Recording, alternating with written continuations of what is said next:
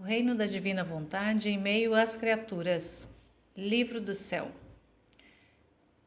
Volume 1, resumo.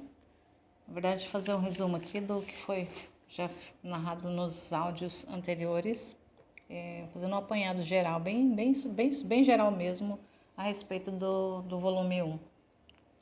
Então, aqui a Luísa, nesse volume 1, é o início, na verdade como se fosse um volume de memórias. Ela escreve, mas relembrando fatos anteriores, não foram fatos que foram acontecendo e ela foi escrevendo à medida que ia acontecendo, em tempo real. Esse primeiro volume, ele narra memórias dela, são as lembranças lá do início, desde quando ela iniciou essa vida com Jesus, essa intimidade com Jesus.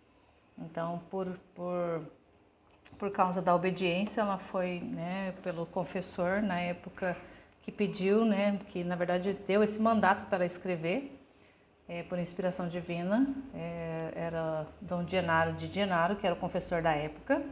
Isso já alguns anos depois que ela já vinha fazendo essas experiências, ela inicia essa transcrição dessas memórias. E depois, nos volumes seguintes, ela vai escrevendo conforme vai acontecendo. Tanto é que nos volumes seguintes a gente vai ver que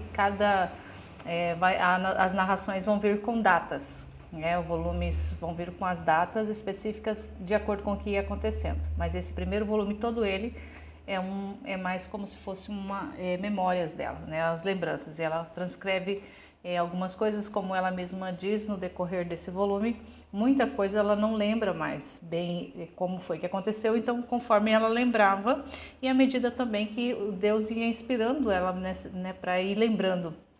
Porque se muitas coisas também não está transcrita também, foi porque o Senhor não quis que tivesse ali contidas no papel as informações. Então, o Senhor ia trazendo a lembrança dela, a memória dela, aquelas coisas que eram importantes e ela ia transcrevendo. Então, ela inicia a narração desse primeiro volume pedindo ali, fazendo uma oração, invocando a Santíssima Trindade, Pai, Filho e Espírito Santo. E depois ela ainda coloca lá que por obediência começa a escrever, inicia essa transcrição dessas memórias. Ela até coloca lá, Tu sabes, ó Senhor, o sacrifício que me custa fazer, e que me submeteria a 1000 mortes antes de escrever uma só linha das coisas que se passaram entre tu e eu. Então, eram situações bastante íntimas, A gente vai percebendo nos primeiros volumes, principalmente até o 10º, que são situações assim, de ensinamentos mesmo de Jesus a respeito, e na verdade é uma preparação dela, da vida dela, para viver tudo que ela estava sendo escolhida para viver, todo que Deus ia depositar nessa criatura chamada Luísa Picarreta. Então, todo esse início dos volumes, ele vai estar fazendo esse trabalho na alma dela. Então, inicia esse trabalho de purificação. E aí ela conta que é por obediência que ela inicia o escrever, mas que se ela pudesse, morreria 1000 vezes antes de ter que colocar, expor no papel muita coisa que era da intimidade dela, era coisas da alma dela, do profundo, do íntimo, coisas que ela jamais contaria para ninguém. Mas ela foi obrigada a colocar isso no papel. Então, para ela, aquilo era uma morte, era um sacrifício muito grande. Ela ter que colocar, tudo aquilo, todas as experiências que ela foi tendo, de lembranças, e depois ela tinha que transcrever, nos volumes seguintes, ao tempo que ia acontecendo, ela tinha que narrar tudo, Ela não podia esconder nada. O Senhor não queria que ela escondesse nada. E então, continuando, ela pede, que Jesus, que auxilie com a graça dele, para que sustente ela, para que ela consiga ser fiel a essas informações que ela vai transcrever. Pede auxílio da Santíssima Virgem Maria, de São José, de São Miguel, de São Rafael, do anjo da guarda dela. Ela coloca, pede essa intercessão desses santos também, para que a ajude nessa grande missão de transcrever aquilo que ela precisava. E ela ainda coloca, que tudo para a honra e glória de Deus e para ela toda a confusão. Então, tudo aquilo que ela ia colocando no papel, houve e ainda há muita incompreensão das coisas que ela escreveu. Então, mas ela coloca, né, que tudo é para glória de Deus e que para ela não importa. Para ela pode ser toda confusão, podem julgar ela do jeito que quiser, mas desde que seja para a glória e honra de Deus, está tudo certo. Ela começa a colocar no papel, né, a escrever em 28 de fevereiro de 1899. Então já tinha se passado alguns anos desde que ela iniciou essas experiências, como eu tinha falado no começo. Mas ela começa as narrações lembrando-se, né, ali por volta dos 17 anos de idade, né, que ela começa a narrar essas experiências.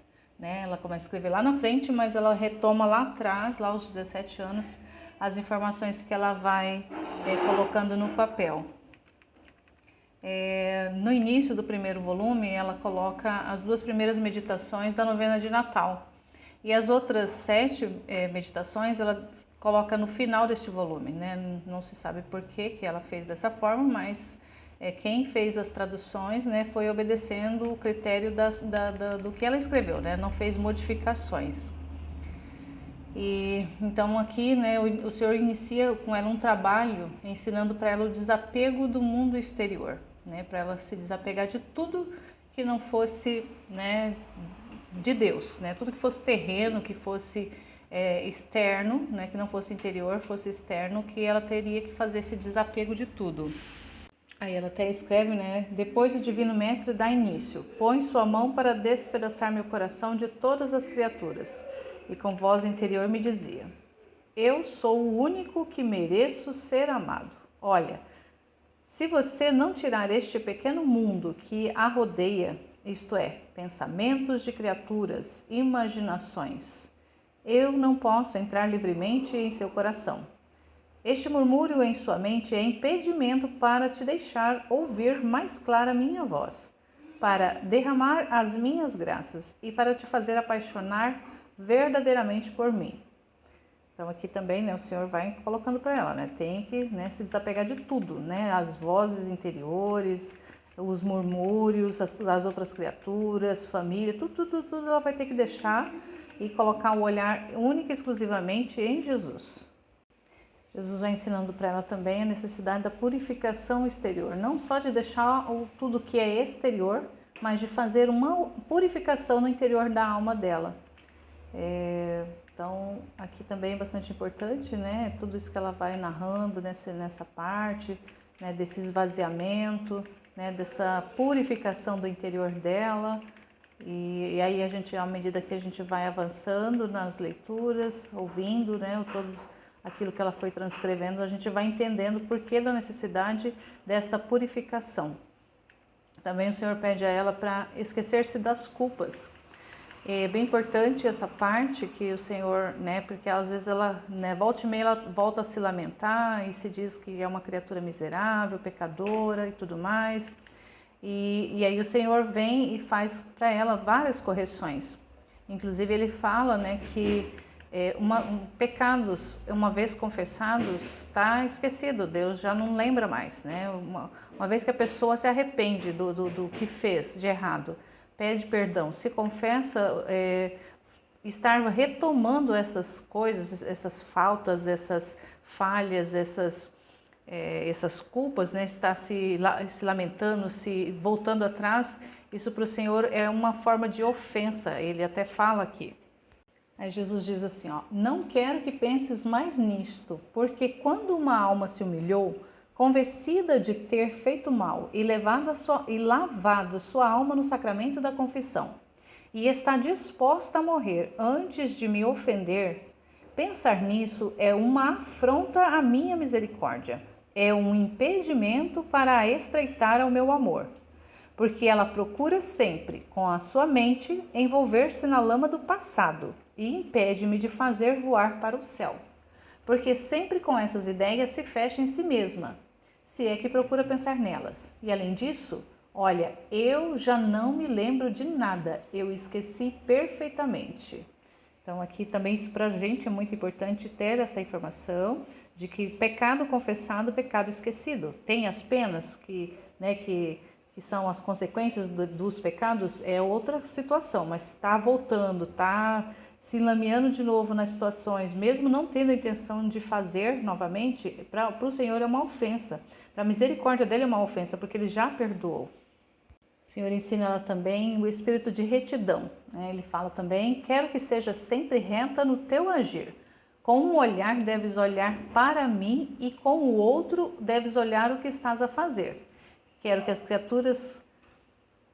criaturas te despedaçam completamente. Então aqui também o Senhor ensina ela ter o olhar fixo voltado para Ele, né? Mesmo estando fazendo, né, estando ali nas atividades, nos afazeres do estado de vida dela, né, do que ela precisa fazer, de executar, mas ela não se fixa no que ela está fazendo. O olhar sempre vai estar fixo em Deus. Nem no que ela está fazendo, nem nas pessoas, nem nas situações, nem nas circunstâncias. Ela não vai se voltar para essas coisas externas. Ela executa, faz o que tem que fazer, mas o olhar voltado para Deus. Todo o seu olhar, todo o seu interior tem que estar voltado para o Senhor. Então, essa reta intenção, esse reto agir voltado para Deus, ele não abre mão disso. Não só o espírito de retidão, mas de mortificação também. O Senhor ensina para ela que ela deve morrer para as coisas externas, né? Ter um olhar voltado para a cruz.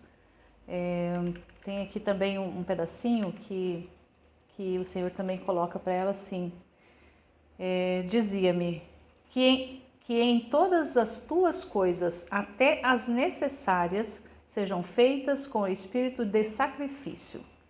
Olhe, suas obras não podem ser reconhecidas por mim como minhas, se não têm a marca da mortificação.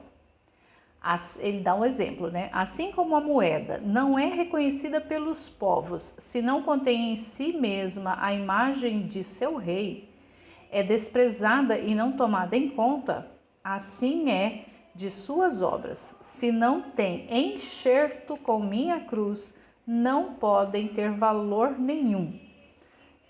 Olha, agora não se trata de destruir as criaturas, mas a ti mesma, de te fazer morrer para viver somente em mim e de minha própria vida.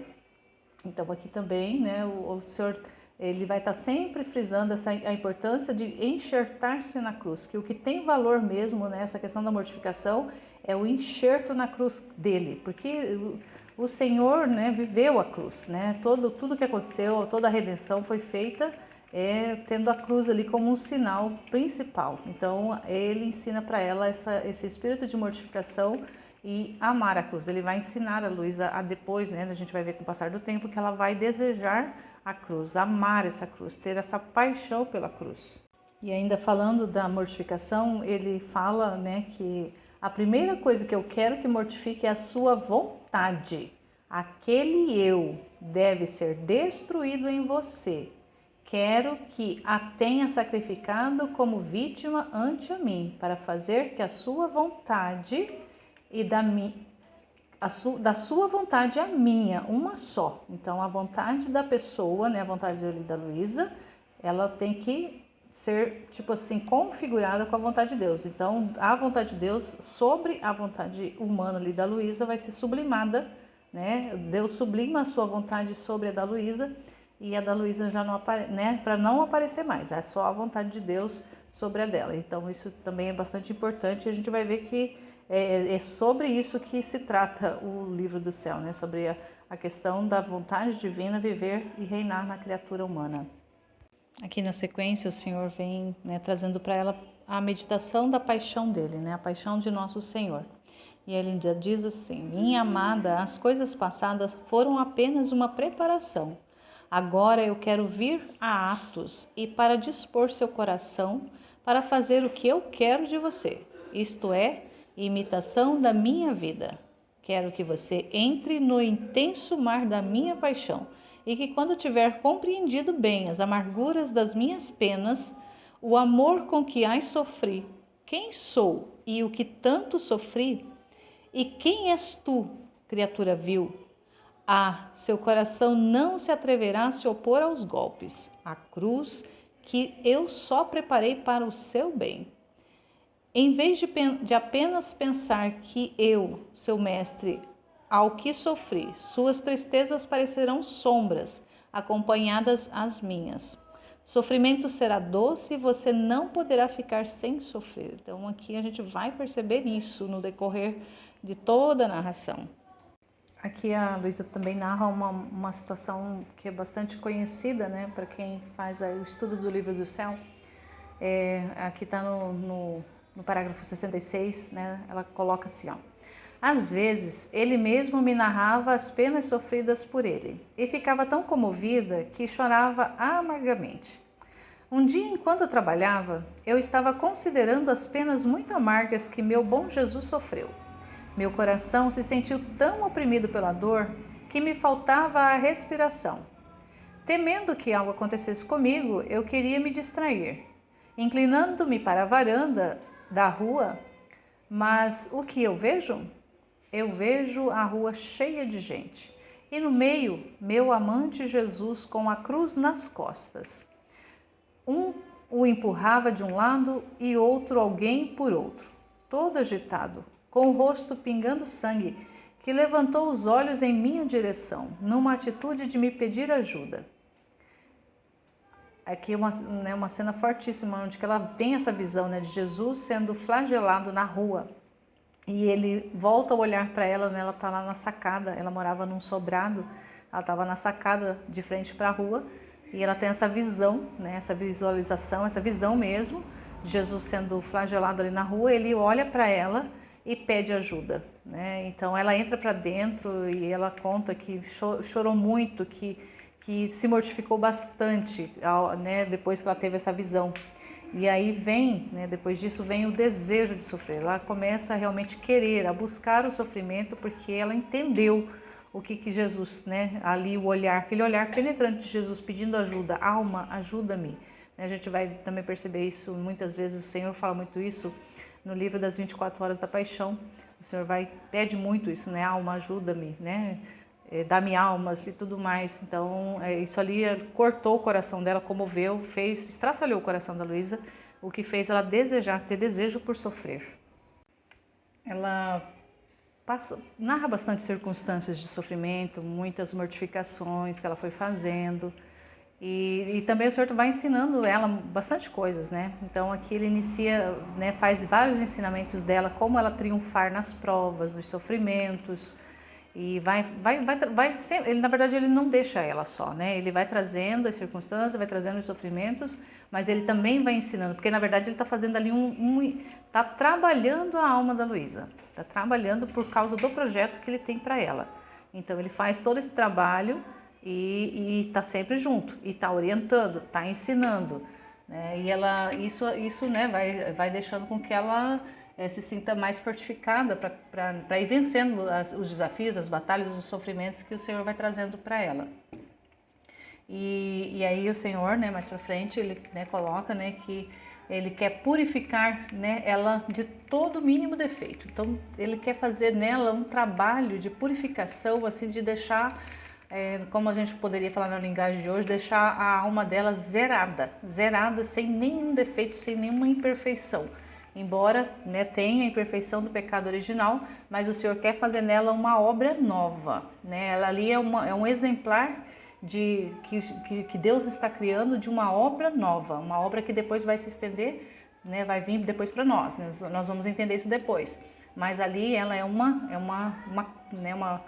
figura importante, né, onde Deus escolheu para fazer essa obra nova, renovar essa criatura, né, transformar essa criatura numa criatura totalmente nova, totalmente renovada, totalmente zerada de todas as culpas, de todas as penas, de todas as imperfeições. Aí o Senhor traz uma informação consoladora para ela, né? Ele diz lá no parágrafo 89: não te afliges tanto. Você deve saber que eu nunca vou permitir que você seja tentada além de suas forças. Se isso eu permito, é para seu bem. Eu nunca coloco almas em batalha para fazê-las perecer. Primeiro meço sua força, dou-lhes minha graça e depois as introduzo. E se alguma alma se precipita, é porque não fica unida a mim com a oração.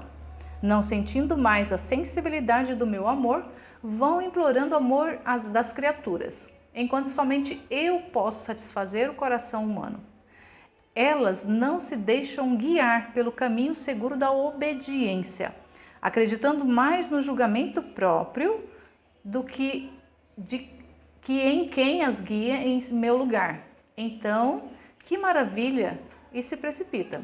Então aqui o Senhor fala da confiança, né? Da confiança daquela alma que o Senhor introduz no caminho da cruz, introduz no caminho do sofrimento, e que Ele não dá sofrimento sem que a alma possa suportar. Primeiro Ele mede as forças, dá graça para a alma e depois Ele dá a cruz.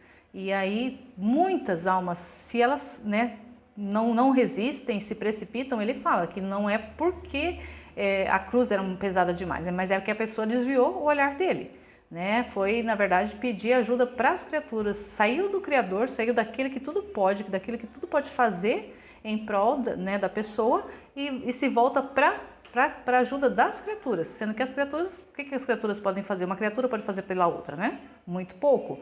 E então abandonam a ajuda de Deus para buscar a ajuda de outras pessoas. Então é por isso que muitas almas se precipitam e renegam, rejeitam uma cruz, porque deixam, né, de buscar ajuda, o auxílio, aonde é realmente o local certo, onde é a fonte dessa ajuda, que é o próprio Deus.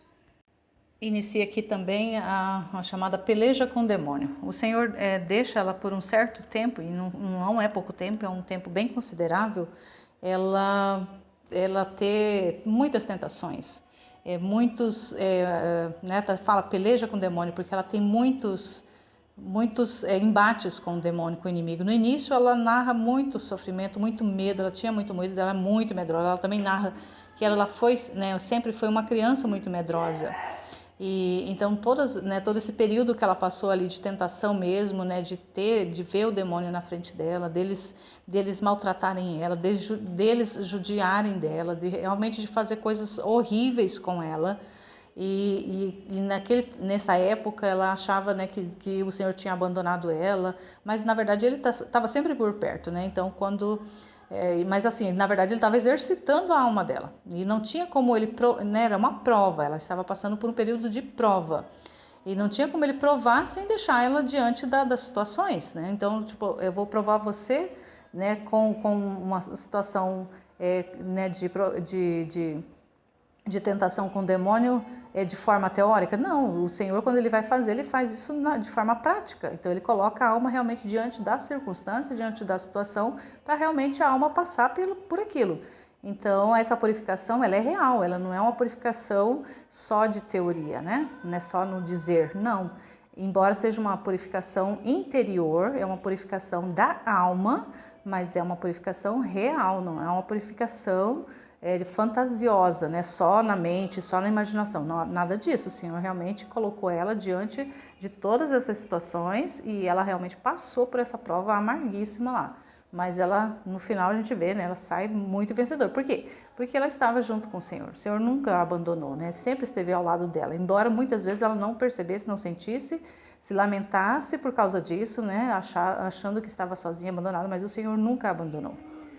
E aí o Senhor vai ensinando ela. Uma das coisas que o Senhor ensina nesse período de provação ali com o demônio, de peleja, ele ensina, ele, né, coloca, né? Jesus Cristo me ensinou que o meio mais eficaz para fazer com que a alma fique livre de toda vã apreensão, de toda dúvida, de todo temor, era declarar diante do céu, da terra e diante dos próprios demônios, não querer ofender a Deus, mesmo à custa da própria vida, não querer consentir a qualquer tentação do demônio. E isso enquanto a alma adverte que vem a tentação, né, ela pede no momento da batalha, apenas começa a sentir-se livre e também durante todo o curso da vida. Então, ela não consentir, né, vem a tentação, vem ali a coisa diante dela, mas não consentir e nunca ter a intenção de ofender a Deus. Então, é uma forma ali que o Senhor ensina para ela vencer as tentações e vencer o demônio. Uma outra coisa que ela, né, coloca ali, né, um outro modo que me ensinou para afastar as tentações foi o seguinte: se me tentavam ao suicídio, eu devia responder: não tendes nenhuma permissão de Deus. É mais E mais, para vosso despeito, quero viver para poder amar mais a meu Deus. Se eu fosse espancada, eu deveria me humilhar, ajoelhar e agradecer ao meu Deus, porque isso acontecia como penitência pelos meus pecados. E não só isso, mas oferecer tudo como ato de reparação por todas as ofensas feitas a Deus no mundo. Então, também o Senhor ensinou essa forma dela sair-se das tentações, que era, né, vinha ali a tentação, ela, né, colocava, no caso, uma tentação de suicídio, né? Ela colocava lá para o tentador: você não tem permissão de Deus, porque é Deus quem permite a tentação. A gente tem que ter isso de informação para a gente. Deus que permite as tentações. Então, se vem a tentação do suicídio, Deus não quer que aquele mal realmente aconteça, mas a tentação Ele permite. Então, é só a alma ter a firme decisão de dizer, né, que ela quer viver. E ela quer viver para amar mais e mais Deus. Então, nisso ela já afasta a tentação, né? Porque ela tem esse desejo de viver para amar Deus. Então, a morte seria esse desligar-se de Deus. Então, isso também é uma forma de vencer a tentação. Então, ela também coloca ali, né, nos espancamentos, nas humilhações, ela ajoelhava e agradecia a Deus. Então, estou sofrendo, estou sendo tentada, mas eu agradeço a Deus por isso. E ofereço todo esse sacrifício, todo esse sofrimento para reparar as ofensas que todos os demais fazem a Deus no mundo inteiro. Então, ela oferecia tudo aquilo. Então, tudo era oferecimento a Deus. Então, era batata para poder mandar o demônio ir pastar, era fazer isso, né? Agradecer a Deus pelo sofrimento, se humilhar diante de Deus, declarar diante de céus e terras, profundezas, abismos, que Deus é o único amor da vida dela, que ela queria amar a Deus, queria viver para amar a Deus. Então, era a forma que Jesus ensinou para ela vencer essas tentações. E serve para nós hoje. Aí, depois desse período, né, aí o Senhor, né, ela é escolhida. Então, ela passou por muitas provas, por várias provas, por purificação, e Deus a escolhe realmente, né, dá-lhe o selo. Você é escolhida para, né, uma alma vítima ali, para sofrer. E a Luísa, né, toda a história de vida dela, todo o que ela passou, que ela viveu, que ela sofreu, ela foi escolhida para viver exatamente tudo aquilo que ela viveu. Ela foi uma alma vítima, onde Deus depositou ali muito sofrimento, muitas situações de dor, de angústia, né, de calvário, de cruz, de crucificação, mas ela também recebeu graças assim extraordinárias, que superam inconcebivelmente, né, a tudo que ela sofreu, o que ela recebeu de graças. Então, ela é escolhida. E também começa uma certa luta, né, com os confessores, porque ela vai precisar muito.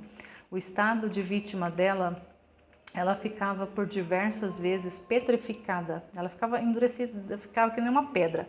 A alma saía do corpo dela, né? Ela ia, né, Jesus vinha e levava a alma dela, e ela andava, né, eles iam para o céu, ia para o purgatório. Nós vamos ver isso, né? Nós também vamos ver isso nas narrações dos volumes seguintes, várias situações. Ela vai contando muita coisa. Então a gente vai percebendo isso, mas aí nesse início, né, quando ela iniciou esse estado de sofrimento, de ficar petrificada, há uma condição que foi imposta para ela, é que para ela sair desse estado de petrificação, né, para a alma, né, para ela voltar ao estado natural, ela precisava de um padre, de um sacerdote. Ele vinha fazer uma bênção nela, e ela voltava ao estado, né? A alma, na verdade, a alma já tinha voltado para o corpo, porque a alma voltava antes dela sair do estado de petrificação, e aí o padre dava a bênção e ela voltava, né? Amolecia, né? As partes que estavam enrijecidas, petrificadas, voltavam ao estado natural. Então era um estado de muito sofrimento. Isso foi anos e anos que ela viveu nessa situação. Então esse estado de vítima dela foi realmente assim único na história, né? Único. Tem alguns relatos de outros místicos que tiveram momentos, mas a questão da Luísa foi que ela teve anos e anos a fio de estado de petrificação assim, né? Ela ficou mais de 40 anos sobre uma cama. Então ela não ficava 100% do tempo petrificada, né? Mas ela ficava horas, né? Ela ficava muito tempo assim, porque enquanto a alma dela estava passeando, Jesus estava levando ela, conduzindo, levava ela em muitos lugares, em muitas situações, em muitas circunstâncias, e durante esse tempo a alma dela ficava enrijecida, o corpo dela ficava enrijecido. Ela também narra formas, né, diferentes que Jesus usava para se comunicar com ela, para falar com ela.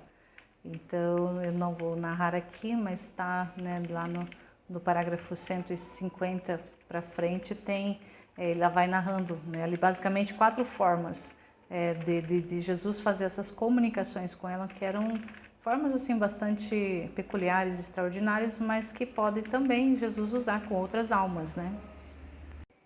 E Jesus traz para ela novas regras de vida, né? Como que ela vai viver a partir dali? Um sistema, ele indica, né, um novo sistema de vida para a Luísa.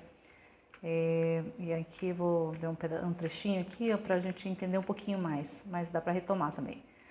Amada do meu coração, te coloquei neste estado a fim de poder vir mais livremente e conversar contigo.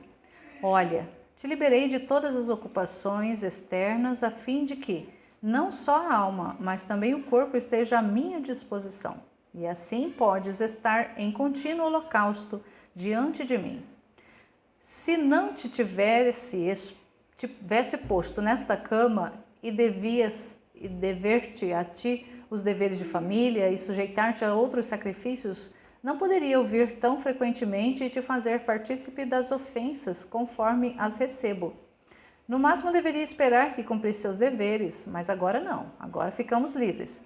Já não há ninguém que nos incomode e que interrompa as nossas conversas. De agora em diante, as minhas aflições serão as tuas, e as tuas, minhas. Os meus sofrimentos, teus, e os meus, as minhas consolações, as tuas, e as tuas. As minhas consolações, as tuas, né? Então, o que era de Jesus era da Luísa, o que era da Luísa era de Jesus. Então, ele precisava dar esse estado de vida para ela, né, de estar na cama ali, para ela não ter outras ocupações, outras distrações, para ela estar inteiramente à disposição de Jesus. Ele precisava dessa disposição dela 100% do tempo para ele, para quando ele quisesse vir trazer ensinamento, para quando ele quisesse vir buscar a alma dela para levar, para mostrar as coisas, para mostrar tudo que ele queria ensinar para ela, tudo que ele queria depositar nela, ele precisava desse estado de vida dela. Não tinha como fazer, né, numa forma de vida diferente, né? Ela continuando nos afazeres, ela continuando levando uma vida normal, ele não poderia ter feito tudo que ele fez na vida dela, ela levando a vida que ela levava normalmente. Ela precisava de um estado de vida diferente. Então foi isso que aconteceu com ela, né? Ele precisava dela nessa situação e ela aceitou. Ela disse sim, ela quis. Então foi a livre vontade dela, né? No livre arbítrio dela, o Senhor explicou, né? Contou o que ele precisava fazer e ela disse sim, aceitou passar por tudo aquilo. Então, é uma pessoa que não fez de forma obrigada, nunca o Senhor obriga uma alma a fazer nada contra a vontade dela. Ela dá a vontade para Deus agir, ela dá a liberdade de Deus agir. Então, só Deus age na liberdade da pessoa. A pessoa diz sim, faça-se, e foi isso que aconteceu com a Luísa. Ela disse sim, que o Senhor podia fazer o projeto dele, realizar o projeto dele na vida dela. Ela consentiu, aceitou tudo o que adveio disso, e aí o Senhor pôde fazer porque ela aceitou, né? De livre, espontânea vontade, ela aceitou dar a vontade dela para Deus. A Luísa também narra vários episódios dela recebendo a Eucaristia, né? Do sacramento dela, né? Porque ela amava receber Jesus Eucarístico, então ela narra várias situações. E ela também narra nesse primeiro volume, né, um pouco, né, e aqui é um pouco, né, do que é a Santa Missa. Então ela tem, né, Jesus leva ela para ela ter uma visualização, né, do que acontece na missa. E aí Jesus vai contando, ele, né, na primeira parte, na primeira visualização, ele mostra lá sacerdotes que estão em pecados gravíssimos, né, ministrando ali o sacramento, ali na Santa Missa, fazendo com que Jesus desça ali naquela partícula, né, se transubstancie na partícula, mas ele, né, e coloca como que é doloroso, como é que é dolorido, como é ofensivo ao Senhor ter que se submeter a ter que descer ali naquela partícula, pelas mãos de uma pessoa infiel, por mãos de uma pessoa que está em pecado, né, gravíssimo, um pecado às vezes mortal, de fazer com distração, né, de não estar realmente executando aquilo ali com a alma realmente, né, executando aquilo, sabendo do mistério que está realizando, né, do poder que tem a mão sacerdotal de realizar de fazer esse sacramento se tornar real. E ele conta que é muito doloroso. E depois ele também dá uma visão de sacerdote, né, sacerdote bom, né, que realmente vive a sua vocação de forma autêntica e fiel. O quanto que para ele é prazeroso ele descer, né, se tornar ali sacramentado, né, naquela partícula, quando isso acontece através de a mão de um bom sacerdote, de um sacerdote em vida de santidade. E para ele isso é maravilhoso. E até ela fala, né, ela narra que ela visualizou ali naquele momento que ela, né, Jesus assume a figura do sacerdote e ali ela vê Jesus mesmo ali em pessoa, celebrando aquela Santa Missa, e não mais, né, a figura do sacerdote. Ele some, porque a gente sabe também, né, nós católicos sabemos que o padre ali, né, ele assume a condição de Cristo, ele é Jesus Cristo, ele é persona Christi ali realizando, né, quando está acontecendo a Santa Missa. Então, quando acontece de forma realmente pura e verdadeira, né, Jesus realmente está ali presente, alegre, feliz, né, de estar realizando aquilo. Mas quando é o contrário também, a dor que isso causa no coração de Jesus, de realmente ser obrigado a que realmente também ele esteja ali presente, mas como tu é dolorido. Então ela dá essa visão para ela narra, e assim quando a gente adentra nesses mistérios também e tem acesso a essas informações, realmente também isso causa dor no nosso coração. Depois ela vai, né, ele inicia ali o processo do matrimônio, né? A alma da Luísa, né? Jesus vai desposar a alma da Luísa. Então tem uma primeira parte. Faz, na verdade, nesse primeiro volume tem o matrimônio místico, né? E depois tem a renovação desse matrimônio diante da Santíssima Trindade. Então ali, né, o Jesus desposa a alma da Luísa, né, também para poder ter essa maior união com a alma dela. E também vai ter, né, toda a situação, toda a circunstância, ela vai narrando tudo ali, que é bastante coisa, né, aqui no resumo nem dá para colocar, mas é bastante coisa, e é bem interessante pegar essa parte, ler, meditar, é muito importante, tem muita informação, é maravilhoso ali, né, todo esse processo que o Senhor faz com a alma dela, né, de tornar-se uma alma esposa, né, misticamente realizar esse casamento. Nessa renovação ali, ele faz, né, leva ela para o céu, realiza diante da Santíssima Trindade, ela narra ali, né, que o Pai abençoa, né, o Espírito Santo, toda a corte celestial presenciando todo esse momento. Então, assim, a gente imagina, né, adentra dentro vai junto com a narração e adentra dentro dessa cena, e é maravilhoso, né, quando a gente consegue fazer, né, imaginar, com a nossa imaginação, adentrar dentro desse mistério grandioso ali, né, nesse casamento, esse matrimônio místico ali, né, da alma com o próprio Deus. É maravilhoso, isso é extraordinário. Também na sequência, né, da narração do matrimônio místico ali, o Senhor vai instruindo ela a respeito da fé, da esperança e da caridade. Ele aproveita, né, esse momento ali de estar falando da Santíssima Trindade, né, do Pai, do Filho, do Espírito Santo, e ele faz tipo uma catequese a respeito da fé, da esperança e da caridade. E é muito, muito maravilhoso essa catequese que Jesus faz, essa instrução que Jesus faz, essas revelações, essas luzes, esse conhecimento que ele traz para a alma dela a respeito dessas virtudes teologais, né? Essas virtudes de Deus, traz para o conhecimento para a alma dela e para nós hoje, né? Através do contato com essa obra, essas informações que são muito preciosas para a gente. E ainda retomando a questão de matrimônio, né, ele também vem uma parte onde fala do matrimônio da cruz, né?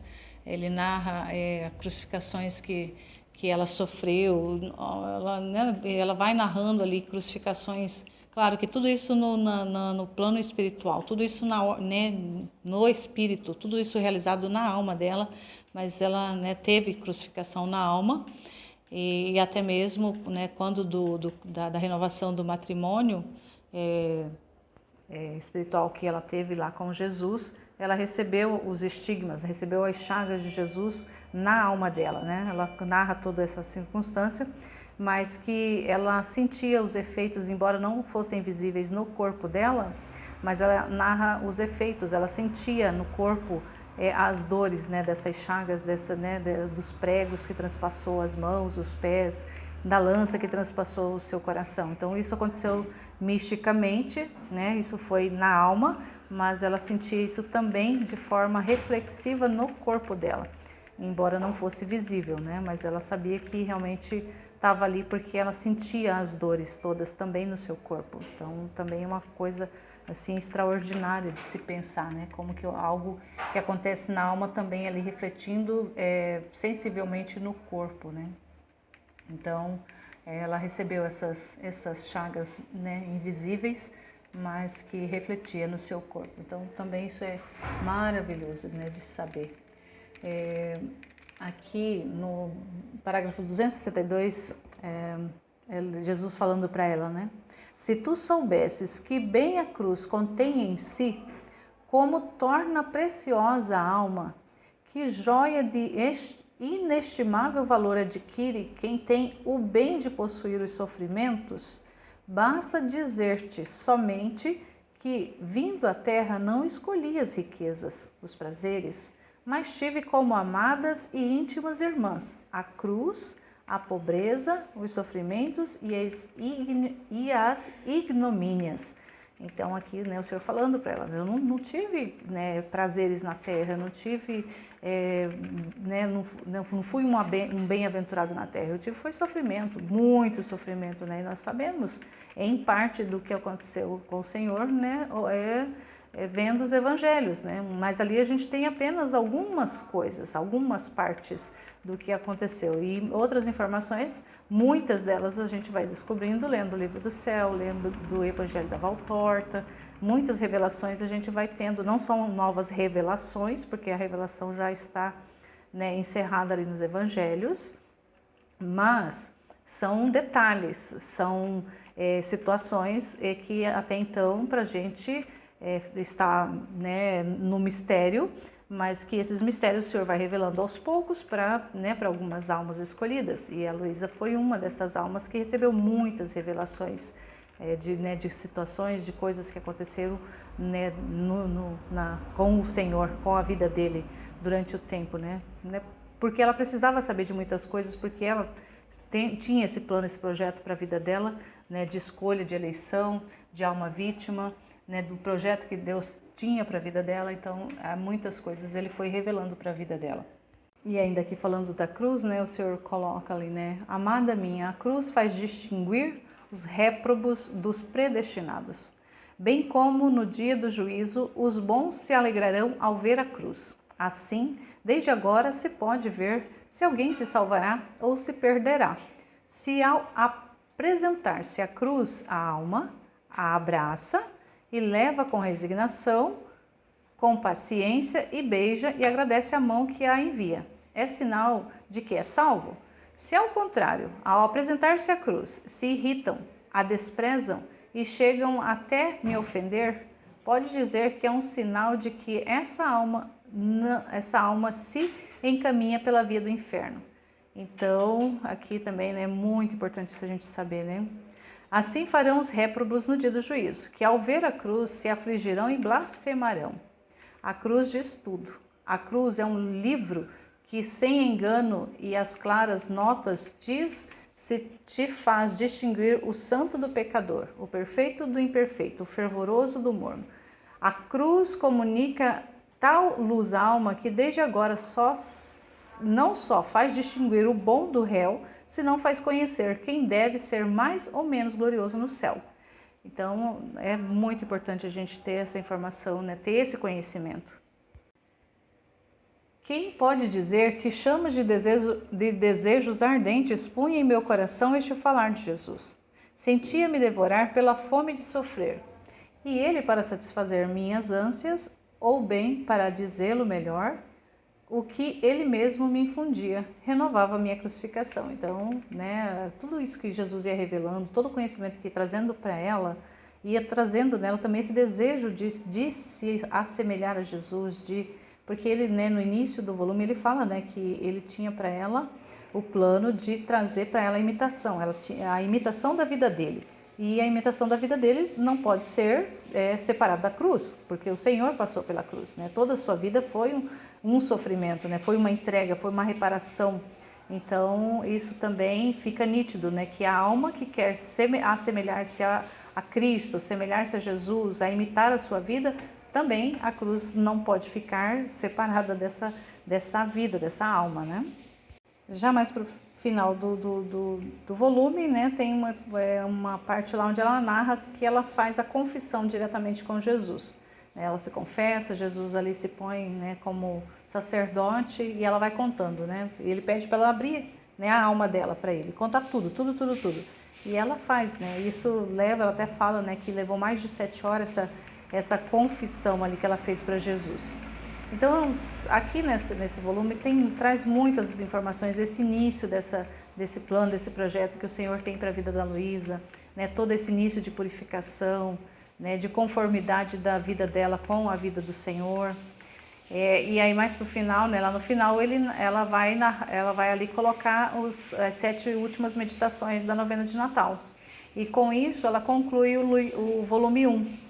Então eu espero, né, que se você não viu, né, a narração desde do primeiro parágrafo desse volume, tem os vídeos narrando, né, os trechos. Então é importante que a gente retome, né, que a gente escute, que ouça, que volte, revisite, escute novamente para poder essas verdades, essas informações ir adentrando e fazendo vida na nossa alma.